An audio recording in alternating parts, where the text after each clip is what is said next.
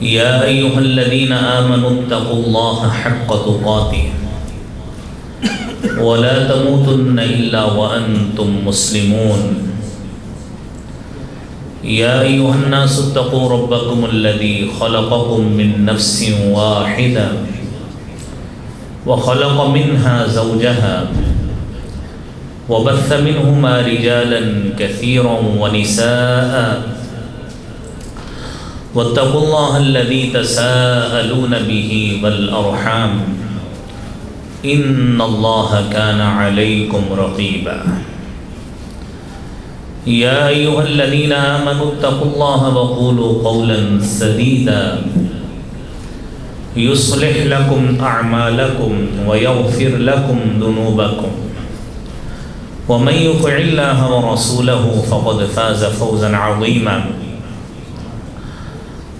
اللهم صل على محمد وعلى آل محمد كما صليت على إبراهيم وعلى آل إبراهيم إنك حميد مجيد اللهم بارك على محمد وعلى آل محمد كما باركت على إبراهيم وعلى آل إبراهيم إنك حميد مجيد رب اشرح لي صدري ويسر لي أمري واحلل عقدة من لساني يفقه قولي رب زدني علما سبحانك لا علم لنا إلا ما علمتنا إنك أنت العليم الحكيم أما بعد إن أحسن الكلام كلام الله وأحسن الهدي هدي محمد صلى الله عليه وسلم وشر الأمور محدثاتها وكل محدثة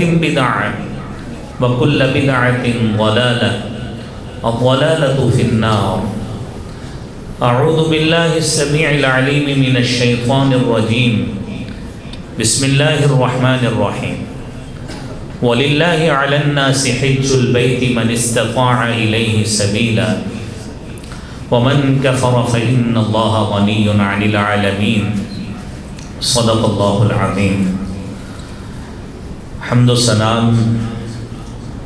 تعریف و تمہید حمد کبریائی اور بڑائی اللہ رب العالمین کی ذات کے لیے خاص ہے۔ درود و سلام امام کائنات امام المرسلین شفیع المذنبین رحمت للعالمین جناب محمد الرسول اللہ صلی اللہ علیہ وآلہ وسلم کی ذات اقدس پر۔ حضرات محترم، عبادات کے حوالے سے اللہ تعالیٰ نے جو ہمارے اوپر عبادات مشروع فرمائی ہیں ان میں نماز بھی ہے، روزہ ہے، زکوٰۃ ہے، حج ہے اور دیگر اس کے علاوہ صدقہ و خیرات ہے، نفلی عبادات ہیں، جہاد ہے اور ایک لمبی فہرست ہے ان اعمال کی جو اللہ رب العالمین کے ہاں کرتے ہوئے اللہ تعالیٰ ہمیں بہت بڑے اجر و ثواب سے نوازتے ہیں۔ ان عبادات میں جو فرضی عبادات ہیں اس حوالے سے جامع ترمذی کی حدیث ہے، حضرت عبداللہ بن عمر رضی اللہ تعالی عنہما حدیث بیان کرتے ہیں، رسالت مآب صلی اللہ علیہ وآلہ وسلم نے فرمایا ہے، بنی الاسلام علی خمس، اسلام کی بنیاد 5 چیزوں پہ رکھی گئی ہے۔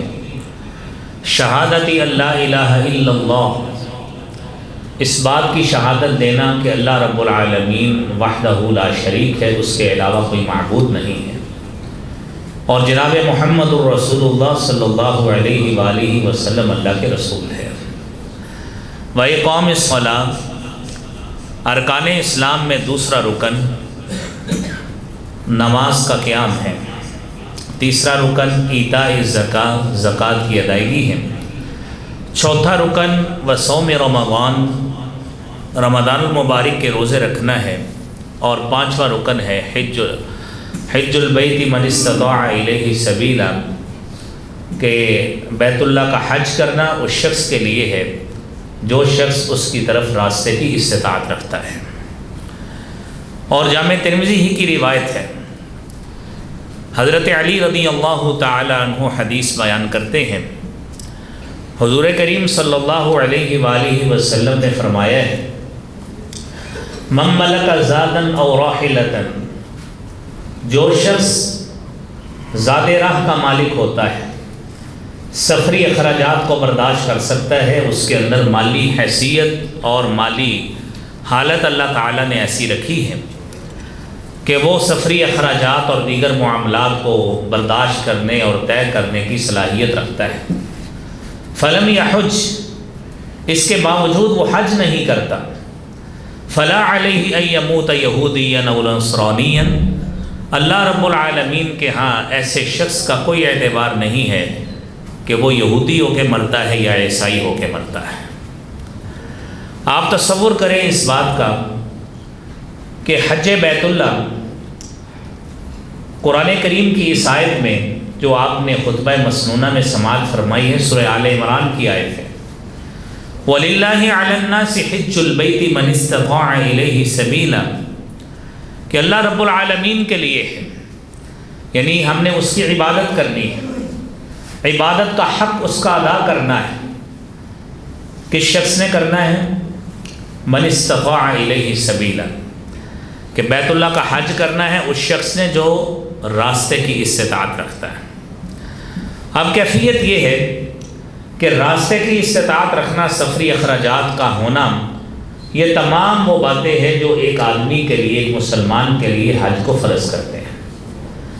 حج ایسی عبادت ہے جو دیگر عبادات کی نسبت ایک جامع عبادت ہے، اور اس عبادت پر ہمارا ایک اچھا خاصا مال کا حصہ صرف ہوتا ہے، لہذا آپ عبادات کی تقسیم کریں تو نماز ایسی عبادت ہے جو ہماری بدنی عبادت ہے، ہماری اس کے اوپر کوئی انویسٹمنٹ نہیں ہے، کوئی مال و دولت اس پہ خرچ نہیں ہوتا، ہم نے روٹین میں وہ نماز ادا کرنی ہے جو اللہ رب العالمین کی طرف سے ہم پر فرض کی گئی۔ رمضان کے روزے ہیں تو اس کے اوپر کوئی انویسٹمنٹ ہماری نہیں ہے، روٹین کا کھانا ہے جو ہم نے صبح و شام کھانا ہے، اوقات کی تبدیلی ہونا ہے تو ہم نے وہ سحری سے پہلے کر لینا ہے، ایک افطاری کے وقت کر لینا ہے، تو لہذا یہ بھی عبادت ہماری بدنی عبادت ہے۔ زکوٰۃ ہے، زکوٰۃ ایسی عبادت ہے جو صاحب مال پر، اس صاحب مال پر جو صاحب نصاب ہے، جس کا مال، جس کی دولت، جس کی جائیداد، پراپرٹی، کاروبار کا مال، جس کی پروڈکشن، جس کی زرعی پیداوار اور دیگر جو جتنے بھی اس کے حصول آمدن کے ذرائع ہیں، وہ نصاب کو پہنچیں گے تو اس کے اوپر زکوٰۃ نافذ ہوگی۔ حج ایسی عبادت ہے کہ یہ ایک ایسی عبادت کہ اس میں مال بھی لگتا ہے اور جسمانی مشقت بھی جی بھر کے اس میں شامل ہوتی ہے، اور اچھے خاصے 5 دن مشقت کے ساتھ ایک سفر کا آپ کو جو سفر کر کے یہاں سے جانا ہے، اور وہاں پہ تمام کے تمام جتنے بھی آپ نے مناسک ادا کرنے ہیں، وہاں پہ جسمانی طاقت اور جسمانی انرجی صرف ہوتی ہے۔ آپ منیمم سے منیمم بھی حج آج کرے تو آپ کا 8 لاکھ 9 لاکھ فی کس لگتا ہے، تو لہذا اچھا خاصا مال بھی لگے گا، اور پھر اس کے بعد عبادت میں آپ کی جسمانی طاقت اور جسمانی انرجی بھی صرف ہوگی۔ گویا حج کو اسی لیے جامع عبادت کہا جاتا ہے کہ اس حج میں آپ کو نمازوں کی بھی پابندی کرنا پڑنی ہے، نمازیں تو پڑھنی ہی پڑھنی ہے، سفر بھی کر کے جانا ہے، اور مال بھی آپ کا اچھا خاصا صرف ہونا ہے، اور پھر وہاں پہ ان مناسک کی ادائیگی کے ساتھ ساتھ جتنی پابندیاں ہیں ان تمام کو بروئے کار لائیں گے تو یقینی بات ہے اللہ رب العالمین کے ہاں اس جامع عبادت کی ادائیگی کے پھر ہم حقدار بھی بنیں گے، اور اللہ رب العالمین انشاءاللہ اجر سے بھی نوازیں گے۔ اس حج کے حوالے سے ہماری پہلا مسئلہ یہ ہے کہ فرضیت حج کب ہوتی ہے اور کن کیفیات میں ہوتی ہے۔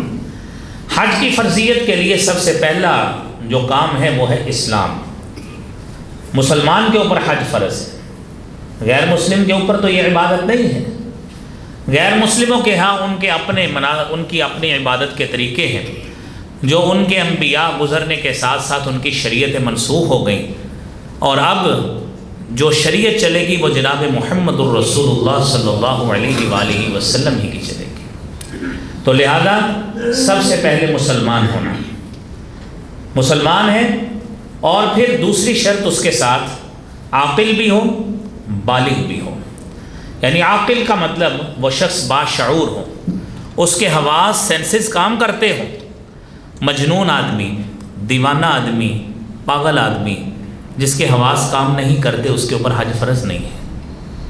لہذا جو شخص جسمانی اعتبار سے، یعنی یہ جتنے بھی سینسز ہیں اس کی کام کرتی ہیں، حواس خمسہ کام کرتے ہیں، اور وہ جسمانی لحاظ سے صحت مند ہے، مال بھی موجود ہے، تو اس کے لیے حج فرض ہے۔ ساتھ آپ نے لفظ سنا بالغ ہونا، بلوغت مرد کے لیے بھی عورت کے لیے بھی، یعنی مذکر و مؤنث دونوں کے لیے بالغ ہونا یہ بنیادی شرط ہے۔ اس کے بغیر حج کی ادائیگی جو ہے وہ ثابت نہیں ہوتی۔ مثلا ایک بچہ ہے، چھوٹا بچہ، جس طرح کہ ایک حضرت عبداللہ ابن عباس رضی اللہ تعالیٰ عنہما بیان کرتے ہیں کہ ایک عورت نبی کریم صلی اللہ علیہ وآلہ وسلم کے پاس آئی، اس نے اپنا بچہ جو اس کے ہاتھ میں تھا اس نے بلند کیا، اللہ کے رسول صلی اللہ علیہ وسلم کیا اس پہ بھی حج ہے؟ آپ نے فرمایا جی نعم ولکی اجر، اس کا اجر تیرے لیے ہے۔ اس کا بچپن میں کیا گیا حج یہ اس کا فرض پورا نہیں کرے گا۔ جب وہ بالغ ہوگا، اگر اس کے لیے یہ ساری سہولیات ہیں مالی اعتبار سے بھی اور دیگر جو آپ نے سن رہے ہیں، تو اس کے لیے حج کرنا ضروری ہوگا۔ یہ بچپن کا شیر خانی میں یا 2، 4، 5 سال، 8 سال کی عمر میں کیا گیا حج یہ اس سے فرض کو پورا نہیں کرے گا۔ پھر اس کے بعد استطاعت کیا ہے؟ قرآن کریم آپ سنیے، وَلِلَّهِ عَلَى النَّاسِ حِجُّ الْبَيْتِ مَنِ اسْتَطَاعَ إِلَيْهِ سَبِيلًا وَمَنْ كَفَرَ فَإِنَّ اللَّهَ غَنِيٌّ عَنِ الْعَالَمِينَ۔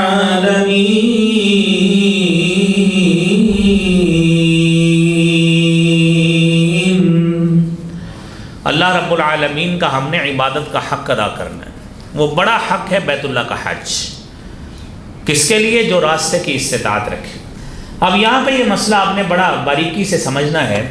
ہمارے معاشرے کے لوگ مالی استطاعت اچھی بھلی موجود ہے، ایک عمرہ 2، 4، 5 سال کی جتنی اللہ نے توفیق دے کرے، حج کر لیا خود اور اپنی بیوی کو حج نہیں کرایا۔ اگر اپنی بیوی کو حج نہیں کرایا، وہ جسمانی اعتبار سے صحت مند ہے، خواہش مند ہے، اور ہمارا ہر مرتبہ بہانہ ہی ختم نہیں ہوتا، چلیں اگلی مرتبہ کروا لیں گے، چلیں اگلی مرتبہ کروا لیں گے، اور اپنے حج کیے کو 15 سال ہو گئے، 10 سال ہو گئے، اس کا وزن اور اس کے نہ کرنے کا گناہ بھی گھر کے سربراہ کی ذمہ داری ہے، کیونکہ بیوی کو حج کرانا خامند کی ذمہ داری ہے، وہ کماتی نہیں ہے، وہ آپ کے ڈیپینڈنٹ ہے، وہ آپ کے ماتحت ہے۔ جو بیوی گھر والی عورت ہے اور آپ کے پاس مالی اخراجات مکمل طور پر مستحکم ہیں، آپ کے اندر وسائل کی اچھی بلی قوت موجود ہے، بیوی کو حج نہیں کراتے، اس کا وزن بھی آپ کے سر پہ پڑے گا۔ لہذا اس مسئلے کو ہمیں سمجھنا چاہیے۔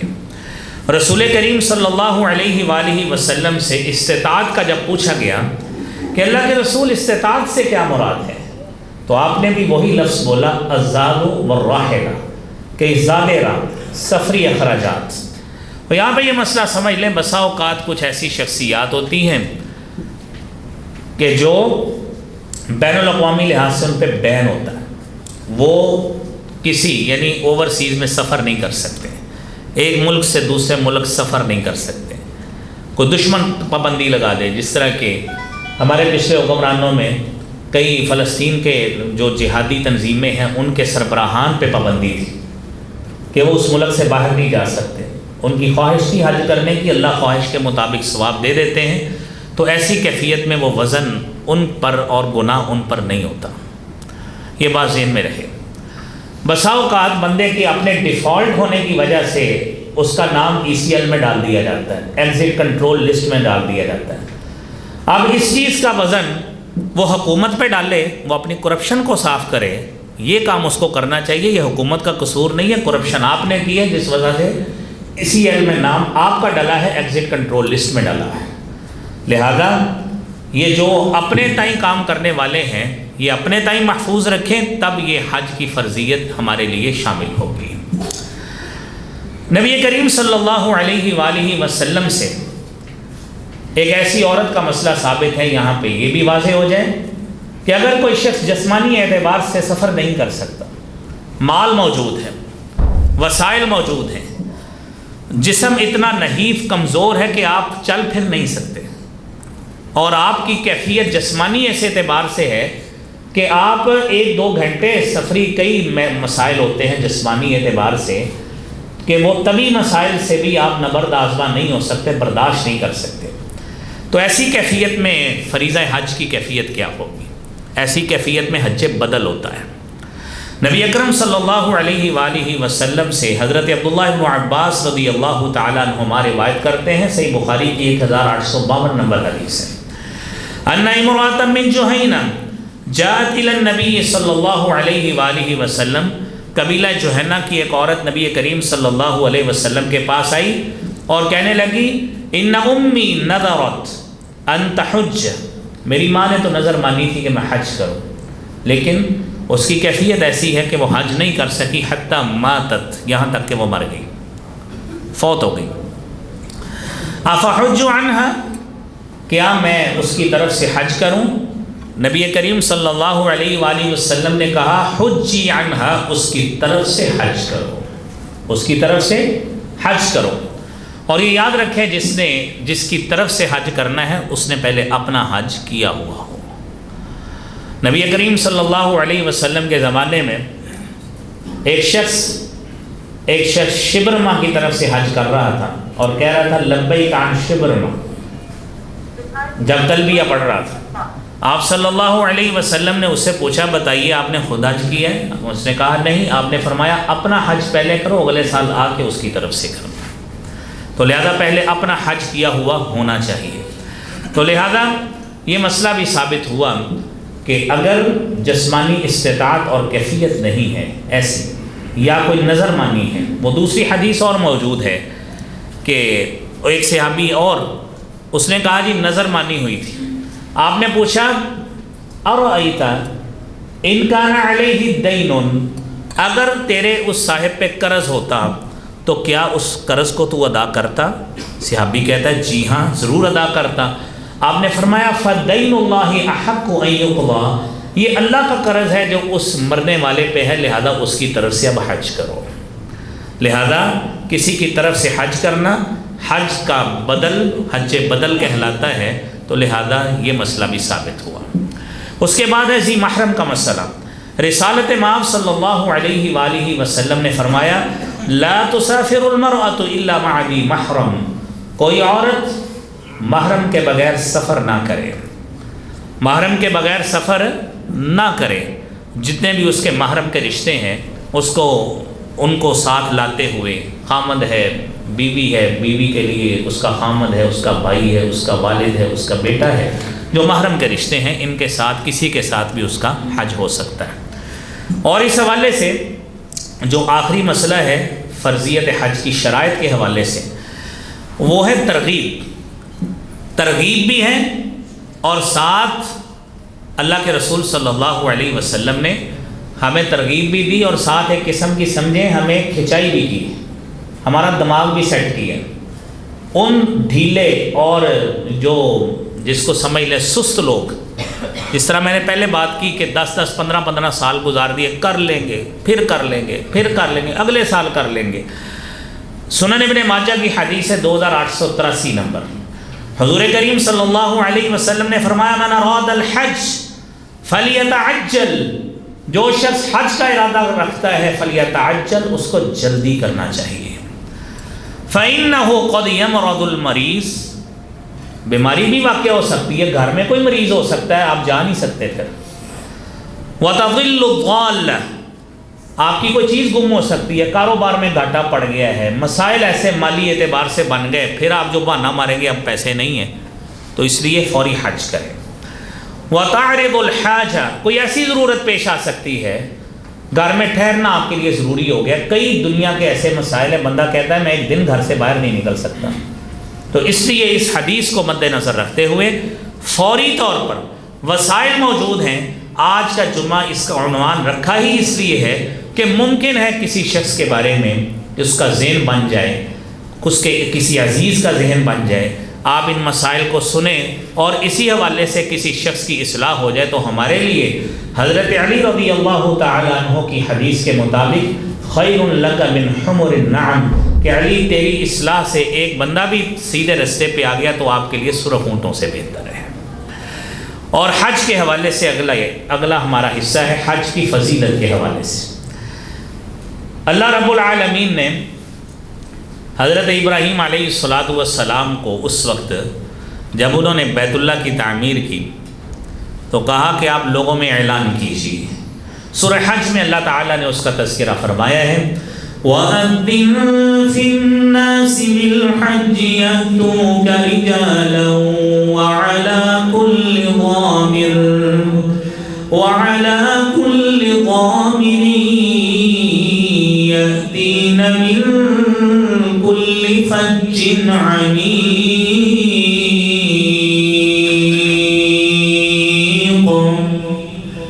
آپ لوگوں میں اعلان کر دیجیے بیت اللہ کی زیارت کے حوالے سے، اس گھر میں آنے کے حوالے سے، یأتوک رجالا، لوگ پیدل بھی آئیں گے، لوگ دبلی پتلی سواریوں پہ بھی آئیں گے، دور دراز کے علاقے سے آئیں گے۔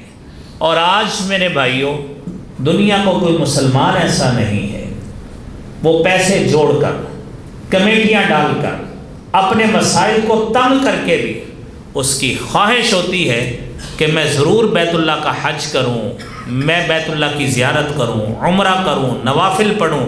لہذا یہ وہ عمل ہے جو ہر مسلمان کے اندر ایک جذبہ رکھتا ہے اور اس کے اندر ایک اٹریکٹیو اپروچ رکھتا ہے کہ میں اس گھر کی ضرور زیارت کروں۔ میری اللہ رب العالمین سے دعا ہے کہ مولا کریم جنہوں نے گھر دیکھا ہے اللہ ان کو بار بار زیارت کی سعادت نصیب فرمائے، جو نہیں گئے اللہ کریم ان کو ایسے وسائل دے وہ بار بار تیرے گھر میں زیارت کے لیے تشریف لے جائیں۔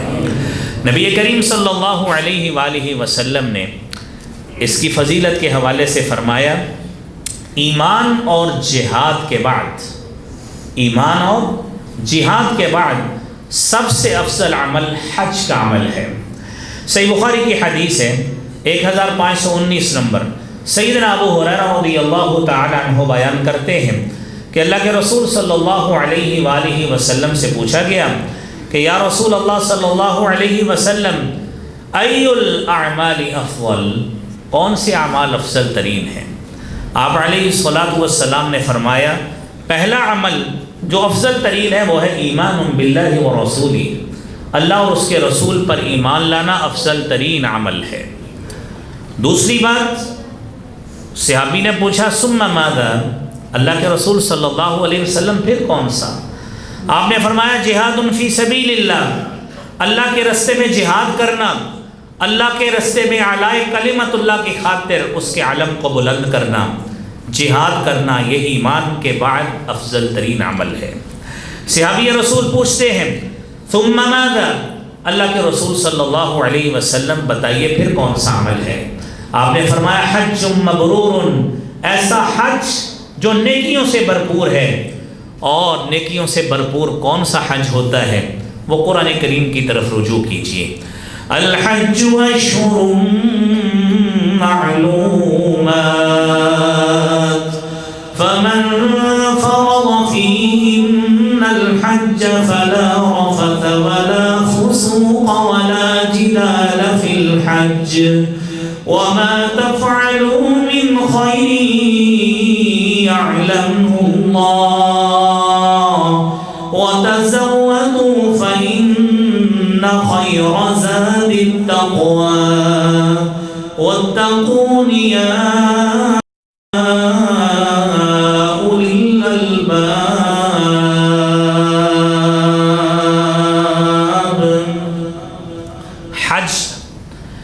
کے معلوم مہینے.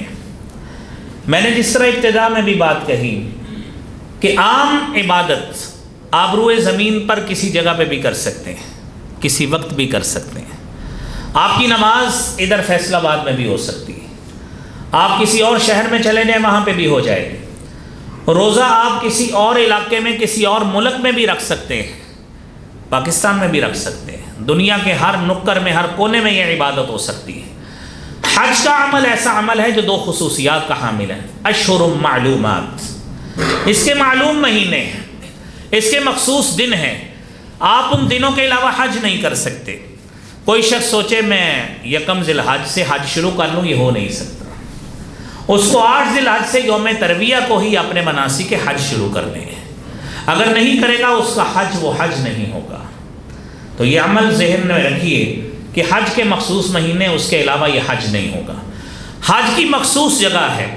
آپ پاکستان میں رہ کے حج نہیں کر سکتے، آپ دنیا کے کسی کونے میں چلے جائیں حج نہیں ہوگا.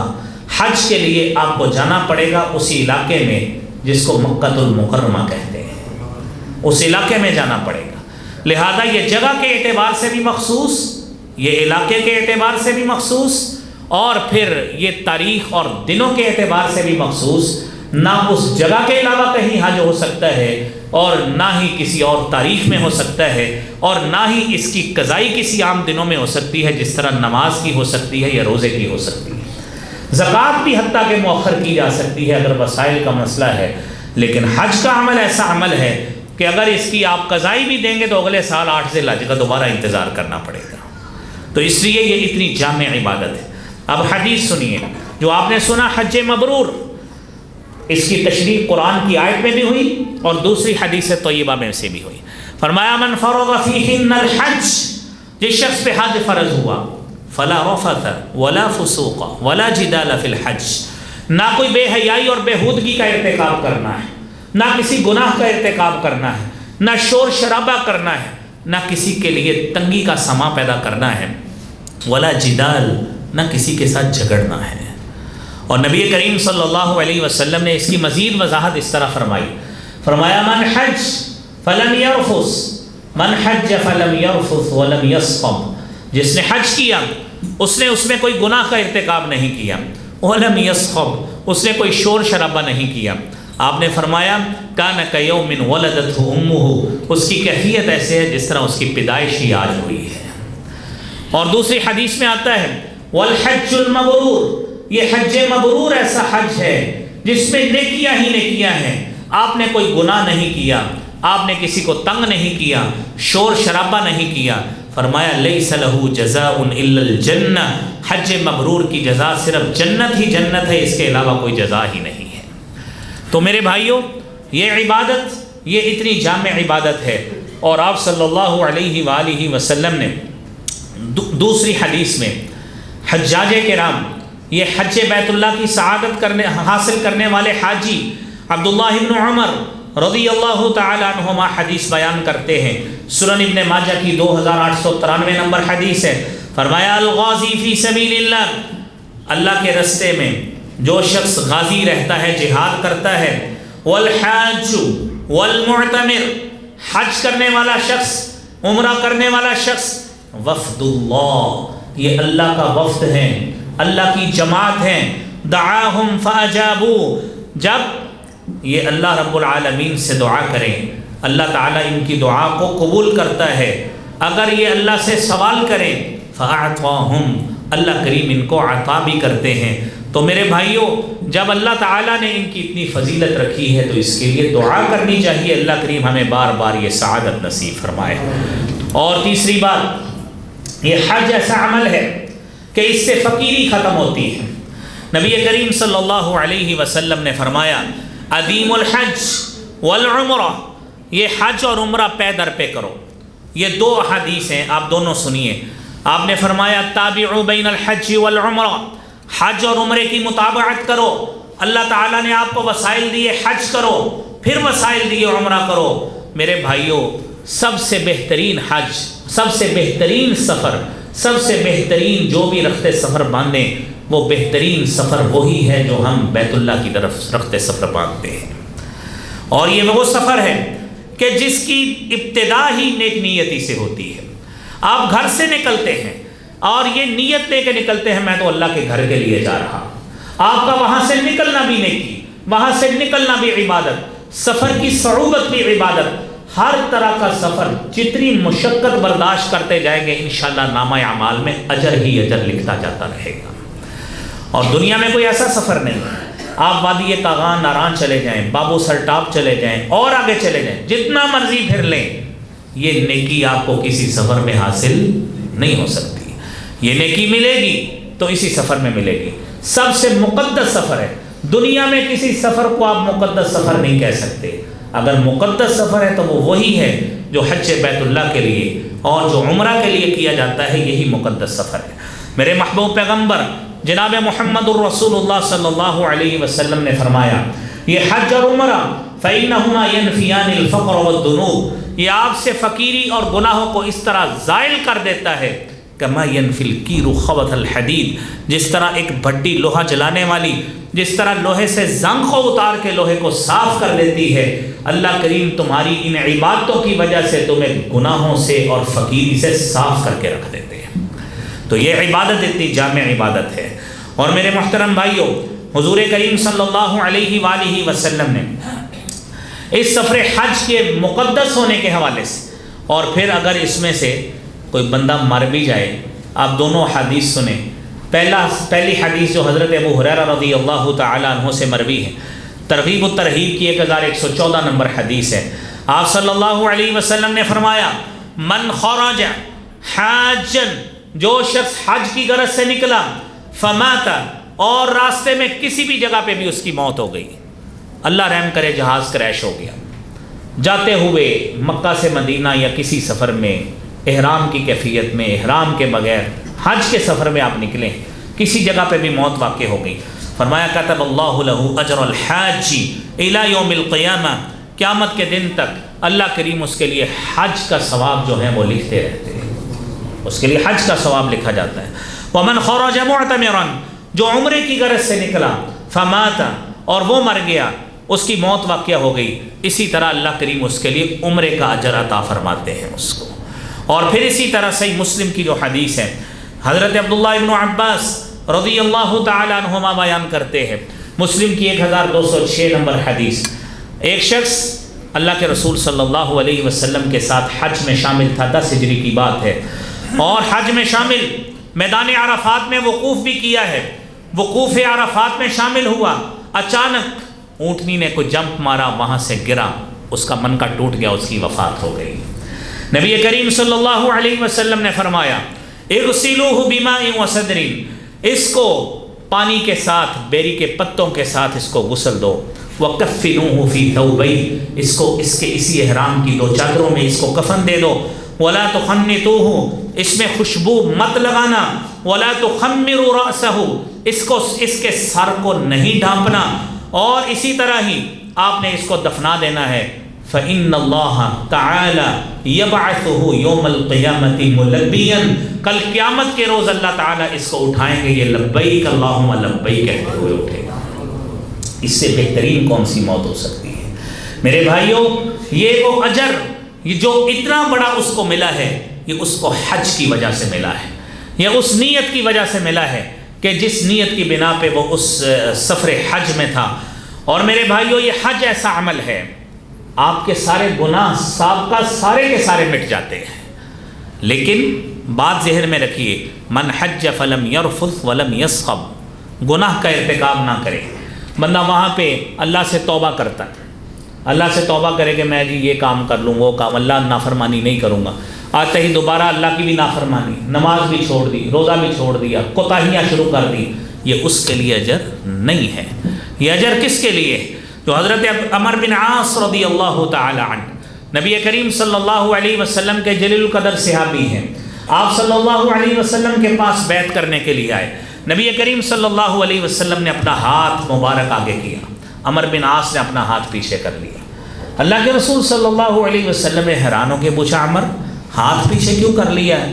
کہنے لگے، اللہ کے رسول صلی اللہ علیہ وسلم، میں یہ شرط آپ سے لگانا چاہتا ہوں کہ میرے پچھلے سارے گناہ معاف ہو جائیں گے، آپ صلی اللہ علیہ وسلم نے اس کو جو باتیں بتائیں وہ سنیے۔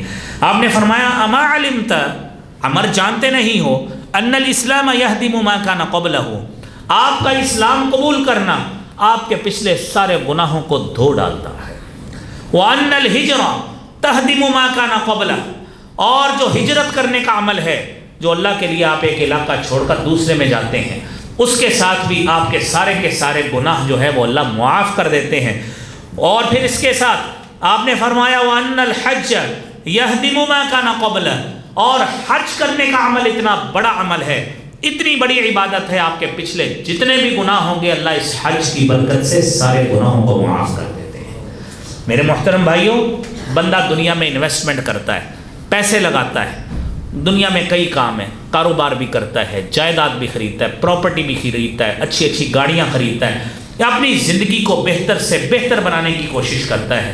اللہ تعالیٰ نے کسی جگہ پہ بھی نہیں روکا آپ یہ کام نہ کریں، آپ کریں جتنا ہوتا ہے، جتنے اللہ نے آپ کو جائز وسائل دیے ہیں آپ اس میں یہ کام، اس میں وسائل میں رہ کر یہ کام کریں، اللہ تعالیٰ آپ کو مزید مال سے نوازے۔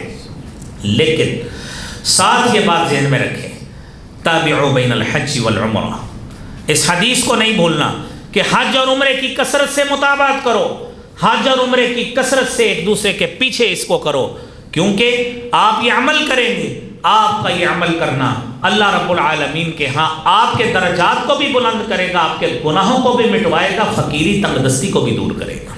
تو یہ عمل میرے بھائیوں، یہ فضیلت یہ آپ کو صرف حج سے ہی نصیب ہو سکتی ہے، اس کے علاوہ کہیں سے نہیں۔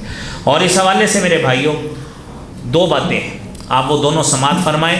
پہلی حدیث ہے جو حضرت عبداللہ بن عمر رضی اللہ تعالی عنہما کی حدیث ہے کہ آپ صلی اللہ علیہ وسلم نے فرمایا جب تم بیت اللہ کا حج کرنے کے لیے گزرتے ہو، جاتے ہو، اور تمہاری کیفیت یہ ہوتی ہے کہ آپ گرد غبار آلود چہرے کے ساتھ، بکھرے بالوں کے ساتھ تشریف لاتے ہو، میری رحمت کی امید کے لیے آتے ہو، تو میں تمہارے گناہوں کو معاف کرتا ہوں۔ مختلف مناسک بتائے گئے کہ فلاں تمہارا منسک ہے، وہاں پہ تم یہ کام کرتے ہو تو اللہ کیسے گناہ معاف کرتے ہیں۔ اور آخر میں حدیث چونکہ لمبی ہے، نبی کریم صلی اللہ علیہ وسلم نے فرمایا کہ تمہاری اس طرح کی ہوتی ہے، اما حلقک رأسک فإن لک بکل شعرۃ تسقط حسنہ، جب آپ اپنا آخر میں بال مڑواتے ہیں، آپ کی ایک ایک بال کے بدلے اللہ تعالیٰ نیکیاں لکھتے ہیں، آپ کا گناہ اس سے جھڑتا ہے۔ فإذا طفت بالبیت، جب تم بیت اللہ کا طواف کر لیتے ہو، خرجت من ذنوبک کیوم ولدتک امک، تمہاری کیفیت اس وقت یہ ہوتی ہے جب تم بیت اللہ کا طواف کر کے حج سے فارغ ہو جاتے ہو تو کیفیت یہ ہے جس طرح تمہاری دنیا میں ولادت ہی آج ہوئی ہے۔ تو یہ اجر، یہ عمل میرے بھائیوں، یہ اس وقت یہ فضیلت حاصل ہوگی جب ان تمام چیزوں سے ہم سبق بھی حاصل کریں گے، ان چیزوں کو سیکھیں گے۔ اور عازمین حج سے ہمارا جو بھی بھائی، جو ہماری بہن، جو ہمارا عزیز رشتہ دار، ان سے سب سے پہلی گزارش کہ اس میں جو بھی عمل کرنا ہے، ایک بات ذہن میں رکھیں، عمل صرف رضا الہی کے لیے ہوتا ہے۔ عبادت قرآن کریم کہتا ہے وَمَا أُمِرُوا إِلَّا لِيَعْبُدُوا اللَّهَ مُخْلِصِينَ لَهُ الدِّينَ حُنَفَاءَ وَيُقِيمُوا الصَّلَاةَ وَيُؤْتُوا الزَّكَاةَ وَذَلِكَ دِينُ الْقَيِّمَةِ۔ حکم اس بات کا ہے کہ اللہ ہی کے لیے دین کو خالص کر کے جو بھی عبادت کے ہمارے جتنے بھی معاملات ہیں، جب تک نیت خالص نہیں ہوگی اس وقت تک عمل شرف قبولیت نہیں پا سکتا۔ کسی کو ہم نے نمبر نہیں دکھانے کہ یہ ہمارے اتنے نمبر حج ہے، اتنے نمبر عمرہ ہے، میں نے اتنے عمرے کر لیے، اتنے حج کر لیے۔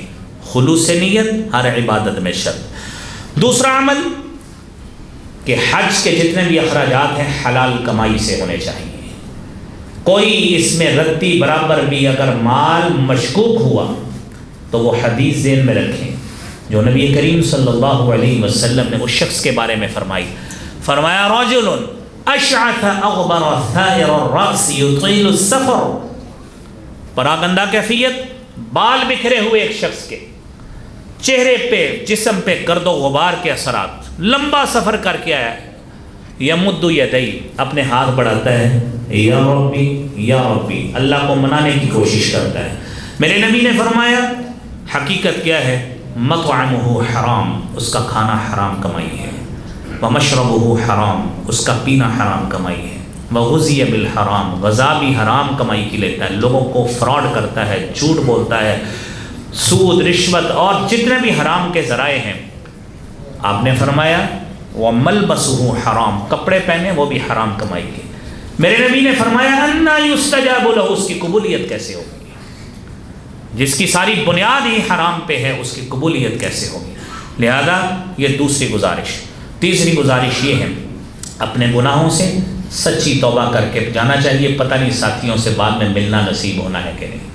اور اگر کوئی میرے بھائیوں کوئی قرضہ وغیرہ لین دین ہے اس کی وصیت لکھ کے جائیے اپنے رشتہ داروں کو، عزیزوں کو جو حج کا ارادہ رکھتے ہیں۔ بندے کا تو ایک دن کا بھی پتہ نہیں ہے، صحیح بخاری کی حدیث ہے حضرت عبداللہ بن عمر کی، آپ نے فرمایا مسلمان مومن کی تو راتیں 2-3 ایسی نہیں گزرنی چاہیے الا ووصیتہ مکتوبۃ عندہ، اس کا لین دین سارا لکھا ہوا ہونا چاہیے، بعد میں مسئلہ نہ بن جائے۔ یہ عمل میرے بھائیوں ہمیں دیکھنا چاہیے، اپنی زندگیوں پہ غور کرنا چاہیے۔ اور آخری گزارش، حج و عمرہ کے احکامات سیکھنے چاہیے تاکہ وہاں پہ جا کے پریشانی نہ ہو۔ نبی کریم صلی اللہ علیہ وسلم نے فرمایا حجۃ الوداع کے موقع پر خذوا عنی مناسککم، مجھ سے اپنے مناسک سیکھ لو، فإنی لا ادری لعلی لا احج بعد حجتی ھذا، شاید اس حج کے بعد میں کوئی حج دوبارہ کرنے کی مجھے توفیق نہ ہو، لہذا آج مجھ سے حج کے مناسک سیکھ لو۔ اس کے بعد آپ صلی اللہ علیہ وسلم اگلے سال دنیا میں موجود نہیں تھے۔ لہذا علماء کرام جو اس حوالے سے مجالس لگاتے ہیں، ریفریشر کورسز کرواتے ہیں حج کے حوالے سے، بالخصوص ان کورسز میں شرکت کریں۔ اگر حج نہیں بھی کرنا اس سال تو آپ ان میں ضرور شرکت کریں، علماء سے مسائل پوچھیں، یہ مسائل آپ کو ہمیں سب کو آنے چاہیے۔ اللہ کریم ہمیں یہ بار بار سعادت نصیب فرمائے۔ اللہ کریم جن کو تو لے کے گیا ہے حج اور عمرہ کے لیے، اللہ انہیں بار بار لے کے جا۔ اللہ جو جن کے پاس وسائل نہیں ہیں ان کے لیے وسائل پیدا کر، وہ بھی تیرے گھر کی بار بار زیارت کریں۔ وآخر دعوانا الحمدللہ رب العالمین۔